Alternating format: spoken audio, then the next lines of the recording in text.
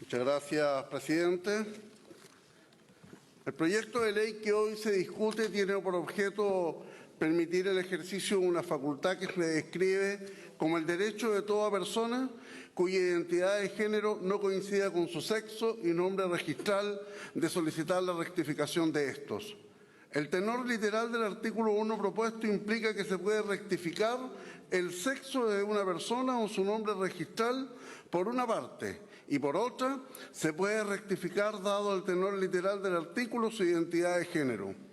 El rectificar un registro implica la facultad de enmendar los errores que aparezcan registrados. Es decir, se rectifica lo que es erróneo y, siendo consecuentes con la rectificación que el proyecto de ley establece, debemos ser claros que la naturaleza no se equivoca y la legislación civil no la puede rectificar. En consecuencia, lo que emana de la naturaleza es como es y no como quisiéramos que sea. Lo que emana de la naturaleza no puede ser rectificado por la legislación civil. De esta forma, el sexo del recién nacido que se consigna y que constituye un requisito esencial en la inscripción de un nacimiento de conformidad con el mismo reglamento del registro civil es la simple constatación civil de un hecho de la naturaleza, no susceptible de ser posteriormente modificado. No es posible sostener, como lo hace el artículo 2 del proyecto de ley presentado por la Comisión Mixta, que una partida abstractamente considerada pueda ser incongruente con una identidad de género, puesto que esa partida incongruente da cuenta de un hecho de la naturaleza y ello siempre tendrá congruencia y no es susceptible de rectificación.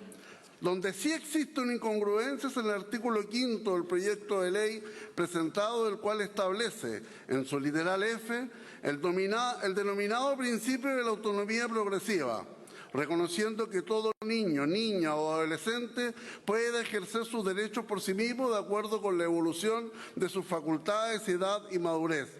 El planteamiento de este principio es coherente con que en nuestra legislación las personas mayores de 18 años adquieran plena capacidad de ejercicio o con el hecho de que nuestra legislación penal establezca la responsabilidad penal adolescente entre los 14 y 18 años de edad, teniendo en cuenta la edad y particularidades en su grado de desarrollo.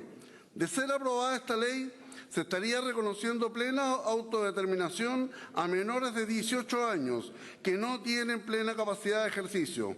Así, una persona entre los 16 y 18 años de edad no podrá casarse a su sola voluntad, puesto que deberá contar con una autorización para ello, pero sí podrá cambiarse de sexo. No podrá votar y ser elegido, es decir, no podrá ejercer plenamente su derecho ciudadano, pero sí se podrá cambiar de sexo. No podrá obtener licencia de conducir, pero sí cambiar el registro de su sexo, y eso es sí realmente incoherente.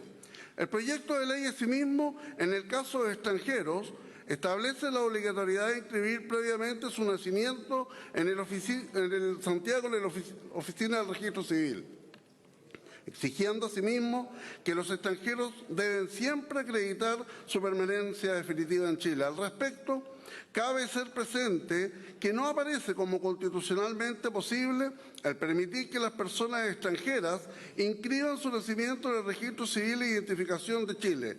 No sería posible aceptar que a los efectos de permitir el cambio de sexo registral se alteren las fuentes de la nacionalidad establecidos por la Constitución política, y menos aceptar que a partir de la aprobación de esta ley existan extranjeros que para ser chilenos deban pasar por un proceso de nacionalización y otros extranjeros que se encuentren simplemente inscritos en el registro civil, dada su intención de cambiar de sexo registral con todos los efectos que ello conlleva. Lo anterior, sin perjuicio que el Estado de Chile no puede rectificar el sexo registral de una persona extranjera, puesto que el Estado de Chile no puede ir contra documentos emitidos por autoridades extranjeras. Este asunto es aún más complejo. Si el mismo proyecto de ley establece la posibilidad de cambiar este sexo registral hasta por 2 veces, porque siguiendo con la lógica del proyecto, un extranjero podrá volver a su sexo original, el que podría permanecer registrado en su país y haber inscrito su nacimiento en el Registro Civil e Identificación de Chile, inscripción irreversible y que mantendría todos sus efectos jurídicos. Llama la atención que dentro de los requisitos que se exigen a los extranjeros no se contempla la exigencia de acreditar su estado civil.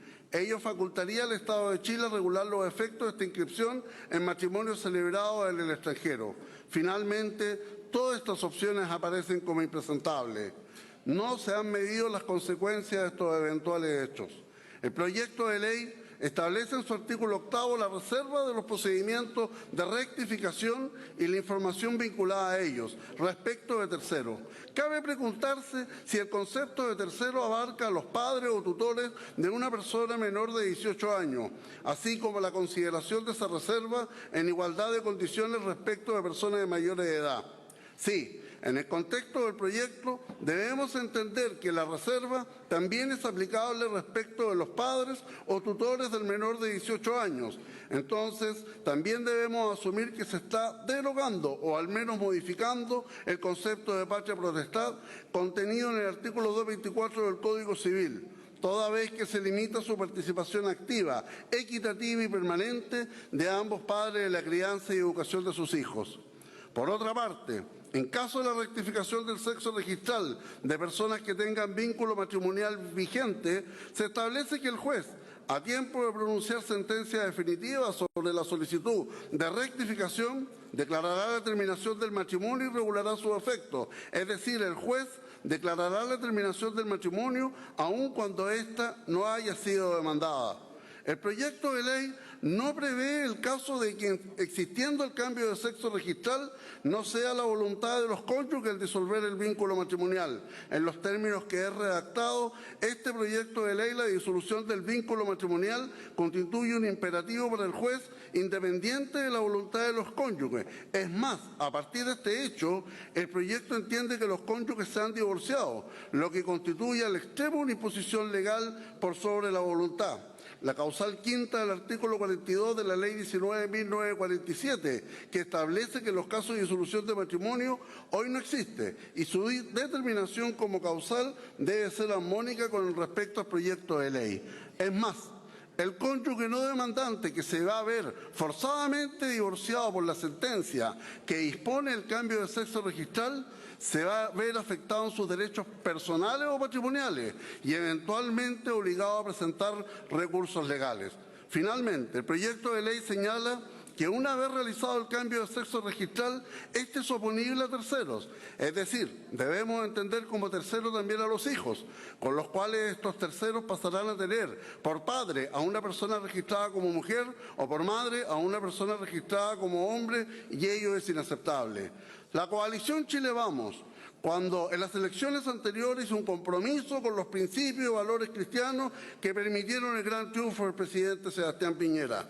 Y por las consideraciones expuestas, manifiesto mi rechazo total al proyecto de ley y a la proposición planteada por la Comisión Mixta, haciendo en caso de su aprobación expresa reserva de recurrir al Tribunal Constitucional por la afectación de principios y garantías constitucionalmente consagradas. He dicho, señor presidente.